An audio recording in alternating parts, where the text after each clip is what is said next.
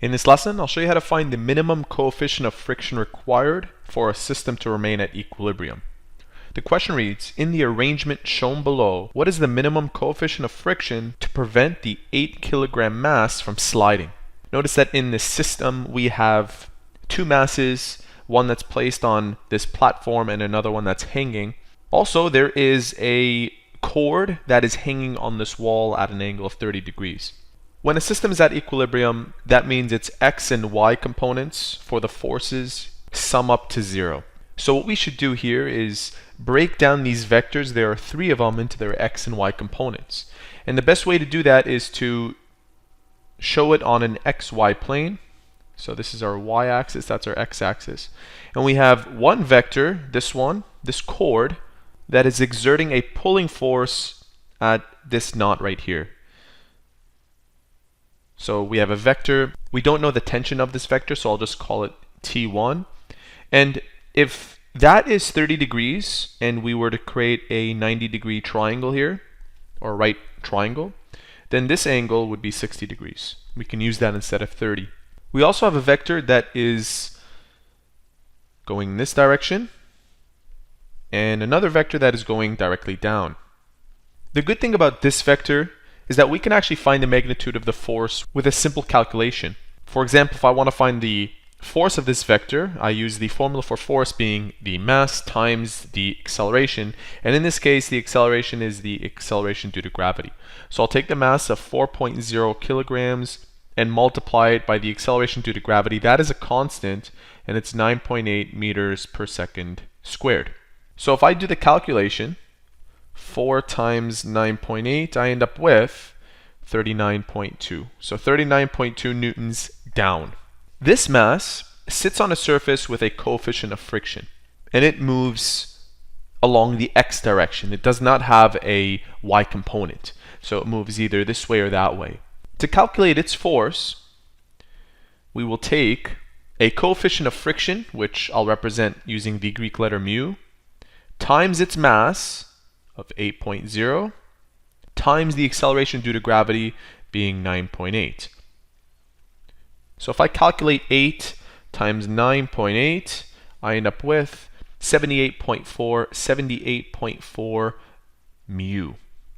That's what we're looking for. We're actually looking for mu, and I'll show you how to find that very shortly. I can break down this force vector into its x and y components. For example, if I want to find out its x component, let me write this down, x component,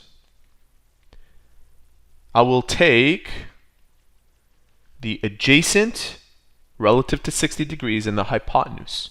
So adjacent and hypotenuse is cosine. Cosine at 60 degrees is the adjacent over the hypotenuse of t sub 1. And if I solve for adjacent, I get t sub 1 cosine 60.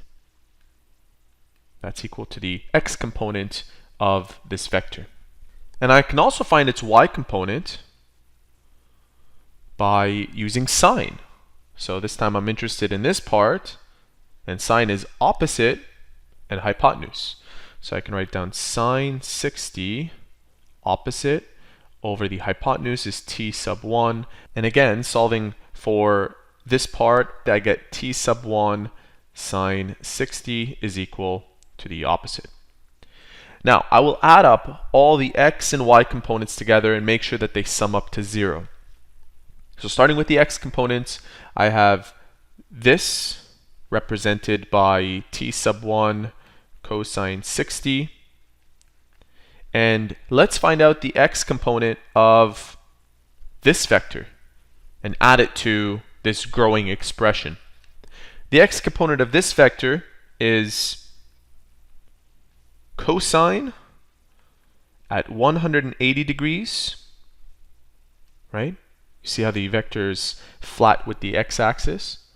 And cosine is the adjacent over the hypotenuse, and the hypotenuse is the magnitude of 78.4 mu.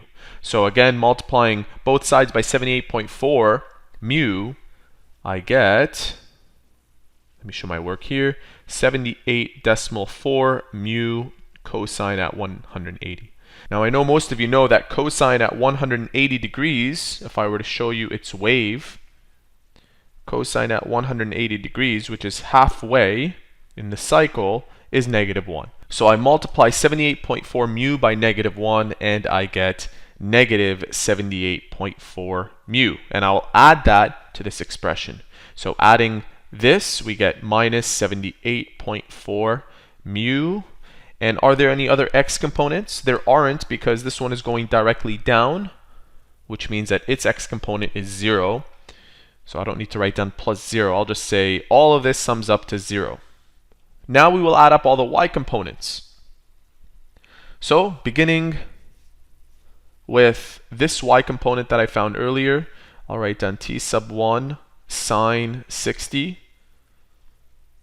The y component and the magnitude of this vector are the same. But keep in mind that it will be negative 39.2 because it's going down. Negative 39.2. Or you can also find negative 39.2 systematically by saying sine at 270 times the magnitude of 39.2. Sine at 270 is -1. And that multiplied to 39.2 gives you this. So these two add up to 0. All we have to do from here is solve for mu. And that's not hard to do. So I'll take this value over. I have t sub 1 sine 60 is equal to positive 39.2. Then I'll divide both sides by sine 60. And now I have a value for t sub 1, which I will put into there. So we can actually find out what 39.2 over sine 60 is, if you like, but I'm just going to substitute the expression as a whole. So 39.2 over sine 60 times cosine 60 minus 78.4 mu. Remember, our goal is to find out what mu is. So let's isolate for mu. We have this going over, so it becomes positive 78.4 mu. And on the left side, we can actually go ahead and find out what that is. So 39.2 divided by sine 60. And make sure that your calculator is in degrees. Mine is not. So I'm doing that right now. Sine 60 times cosine 60. And we end up with 22.63. 22.63. And then we divide both sides by 78.4 to isolate for mu.